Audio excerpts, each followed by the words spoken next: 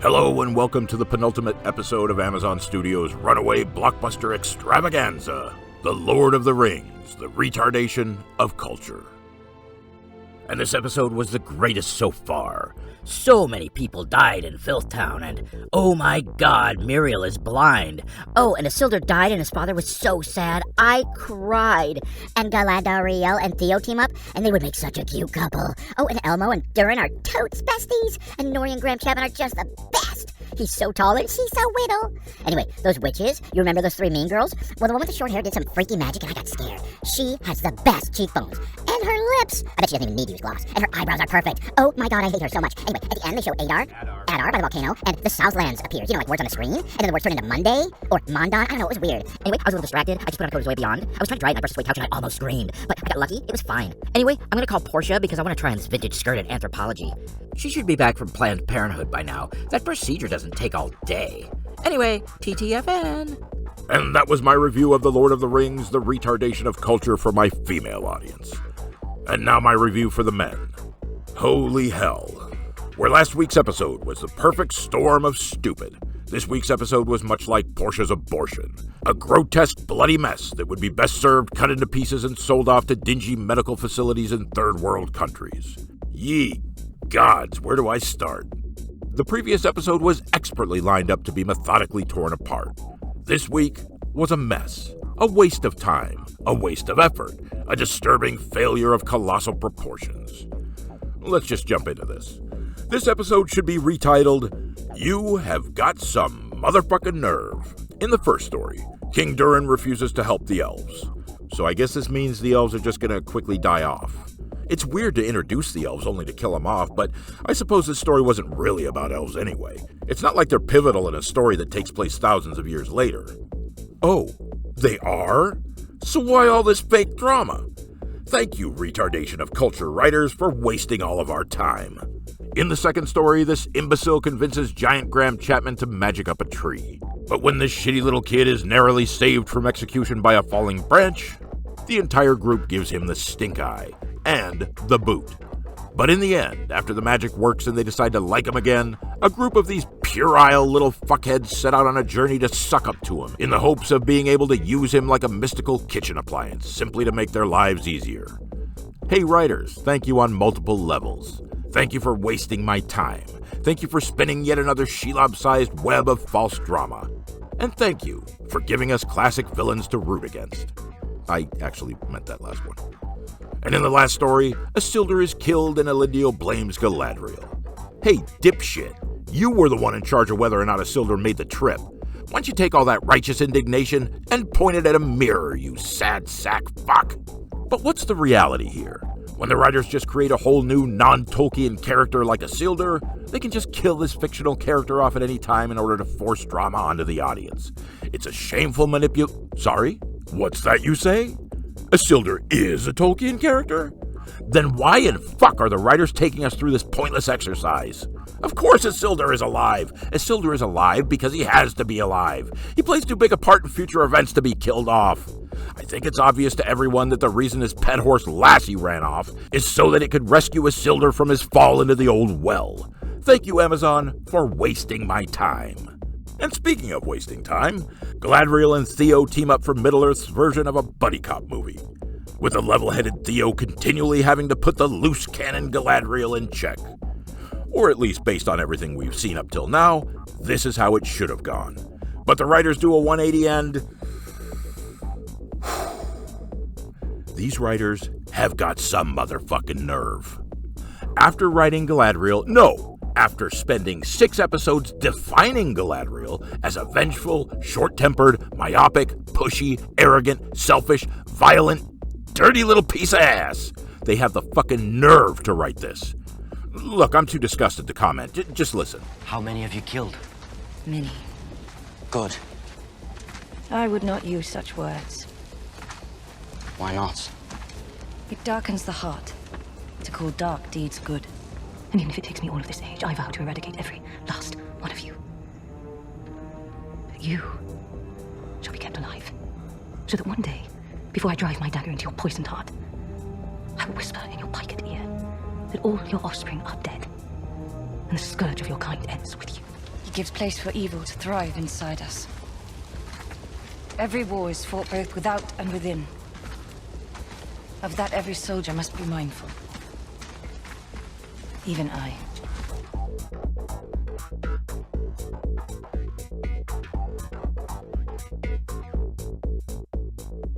This is unfucking believable. The Amazon writer's room is like a kindergarten class. Oh, let's pretend that Galadriel can kill every orc without any problems. Oh, let's pretend that Galadriel is stronger than everyone around her. Oh, let's pretend that Galadriel gets mad really fast. Oh, let's pretend Galadriel is level-headed and cautious. What, I ask you, is this show? In any other episode, this is how these scenes might have played out. Why'd they do this? Most likely, it's because you gave up the hilt. You are a traitor to your race. Go kill yourself. What are you so bothered about? It isn't your fault. You're right. This is your fault. They're dead, aren't they? Yes, and I already told you it's all your fault. But Undead, my friends, my mother, everyone. Oh, Theo, why don't you just shut your fucking face, you traitor? Where are we even going? We're going to find a nice place for you to kill yourself in. I've killed orcs before, you know. Shut the fuck up, Theo. How many have you killed?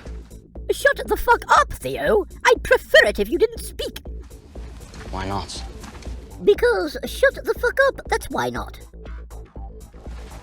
Why a soldier then?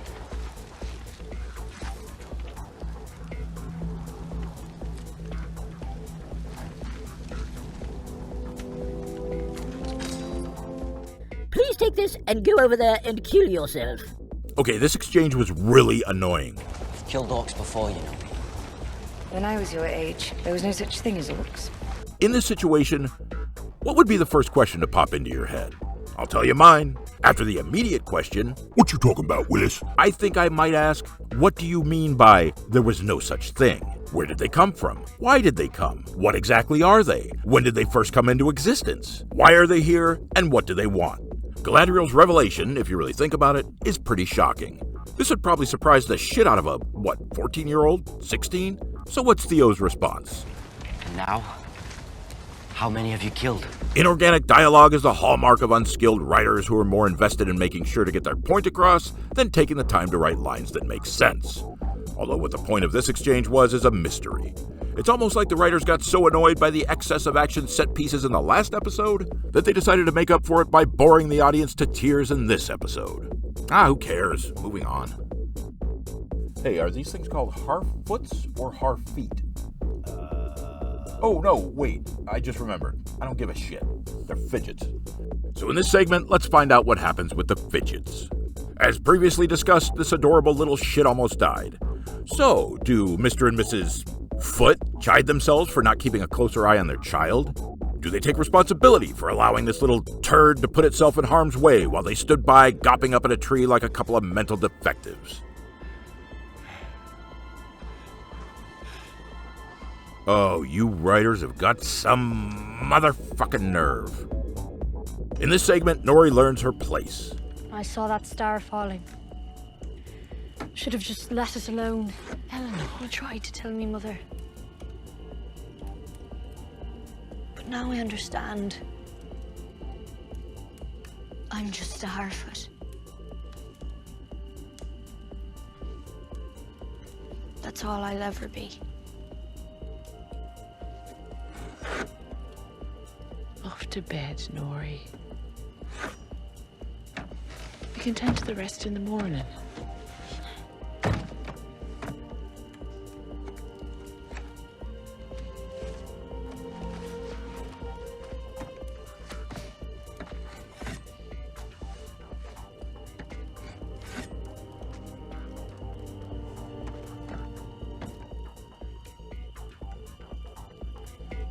But my vote for the best scene of the episode goes to...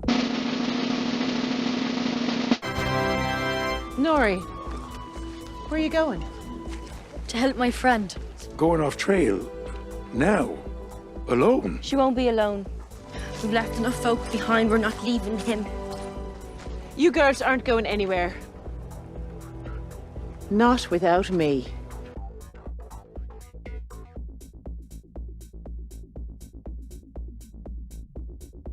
No, not quite. You go into those woods. You might never come out alive. They might, if a trail finder were to go with them. Brandyfoot girl was right to help him. Was right all along.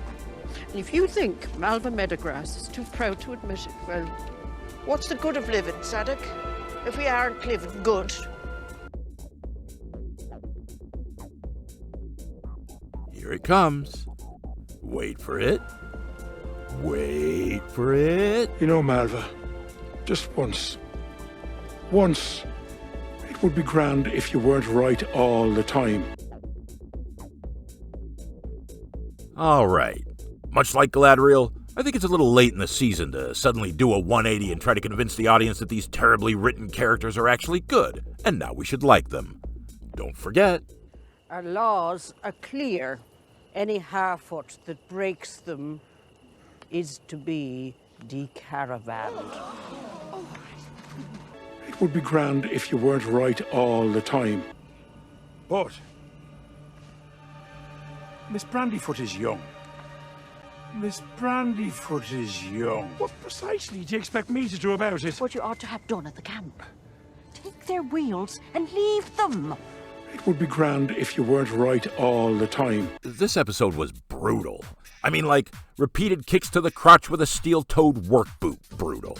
I mean, like, being forced to watch Samaritan 20 times in a row, brutal. I mean, like, going down on Morphin Clark and glancing up from between her perfect creamy thighs to see her smiling down at you, brutal.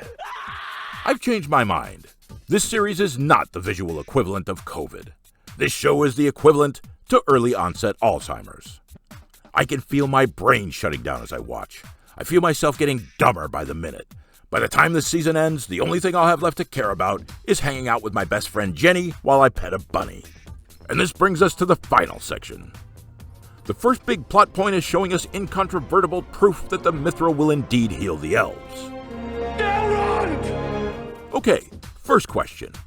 Who the fuck is Delrond? Delrond!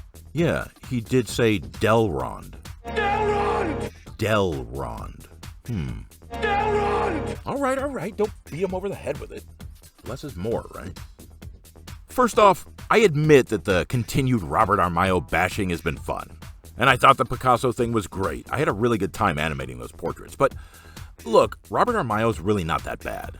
He's actually a decent looking guy and he can act. So I'm going to go easy on him this time and let's just focus on the show. Robert Armayo is just fine. I mean, he's no Lenny Henry, but then we can't all be professional racists, can we? All right, so in this section, we open with Delrond's impassioned plea to King Durin. And so we offer something sacred in return. In exchange for access to your mithril mines, the elves are prepared to furnish this city with game, grain, and timber from the elder forests of Eriador for the next 5 centuries. Impressive. Tell me, why should we trust any elf? You should not. But you can trust me, for I am no common elf, but Elrond half-elf. And I see in elves that which they cannot see in themselves. That is why I stand before you now alone, pleading for you to save my people. Please, noble king, help us. You know, it's strange. Robert Armayo's a lot more handsome than I remember. He almost looks human. Anyway, the king refuses to help, and Prince Durin and Delrond half-elf are forced to say goodbye. So this is goodbye then? We do not say goodbye.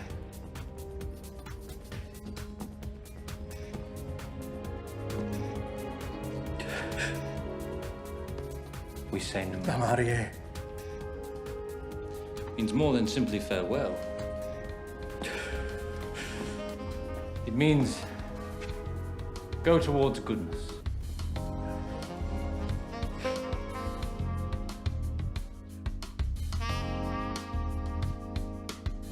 Uh-oh. I think these two just came out of the closet.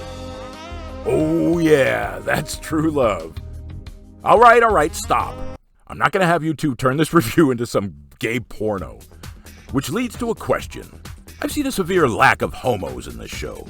Yet House of the Dragon is supposed to be a good show, and apparently there's gay characters. I mean, unless this one shot in the last episode was indicative of a gay couple, I haven't seen hide nor hair of pole smoking or rug munching in this series at all. So by this logic, do you have to have homos in a show to make it good? Certainly Matt Smith doesn't play a gay character. Oh, Doctor Who is gay? Oh, okay.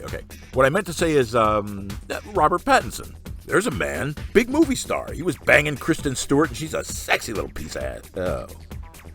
She turned Batman gay. Well, Leonardo DiCaprio. He's been tied to models and... Oh. Well, what about the Harry Potter series? Harry Potter was the model for childhood innocence and strength, and Daniel Radcliffe certainly... Oh, come on! Okay, fine, let's go big. Liam Neeson.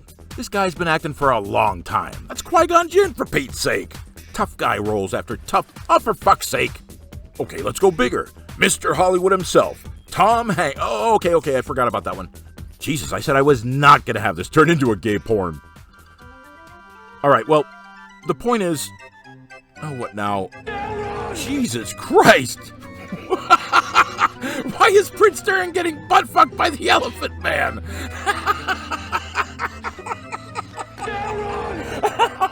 Oh my God! And what's with this music? Oh, you got it on a loop. Turn that off. I don't want to look at that, you psychopath. The hell is wrong with you? Me? Yeah, you. I don't know, it got too gay in here, I guess. Ah, shut up. All right. That's the most frightening thing I've ever seen.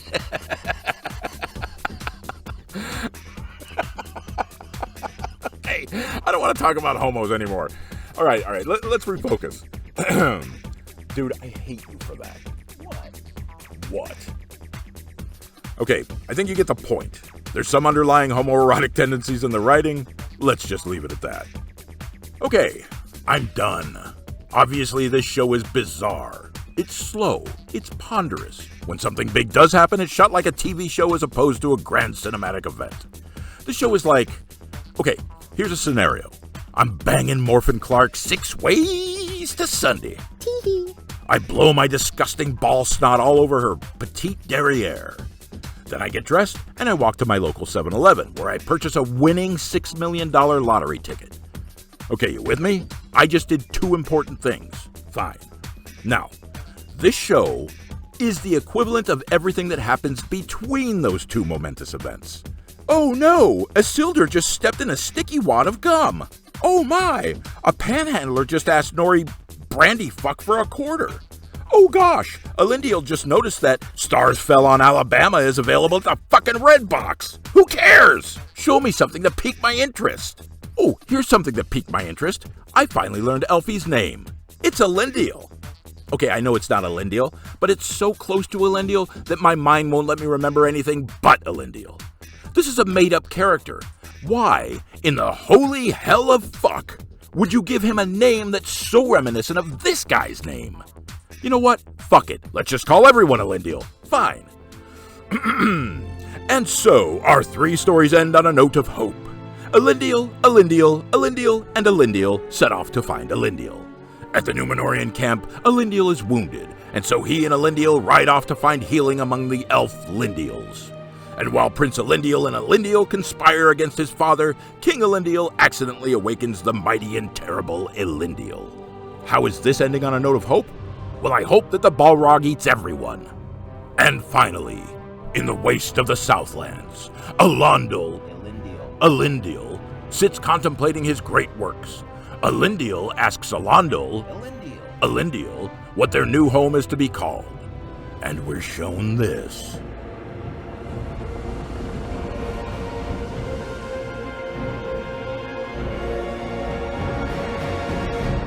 No, seriously. We're shown this.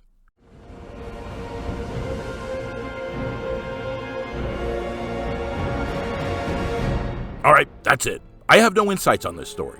This episode was and remains still a confusing, meandering waste of time, riddled with poor dialogue, bland situations, pointless retcons, and an extra heaping dose of Fugazi. This episode was an irritating waste of time. But unlike that image of the Elephant Man ass-raping Prince Durin, this episode will be quickly forgotten in a matter of hours. But as far as the love that was shared between those two sideshow freaks, that is something that I will probably never unsee. And that was the penultimate episode in Amazon Studios' fantastical and confusticating blockbuster success, The Lord of the Rings, The Retardation of Culture. Thank you for watching, and I hope you'll join me next week. Fucking Elephant Man butt fucking Durin. What the fuck is wrong with you, dude? What? I thought you wanted to see it. You're an idiot. Elrond!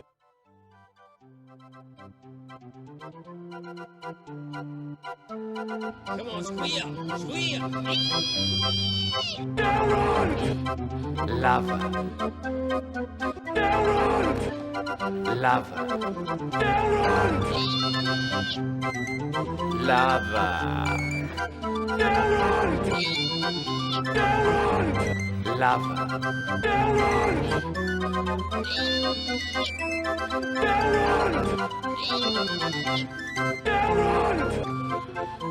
Oh, my lover is insatiable.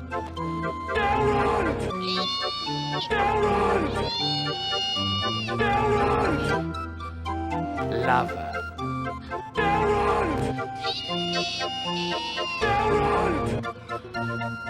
Come here, lover.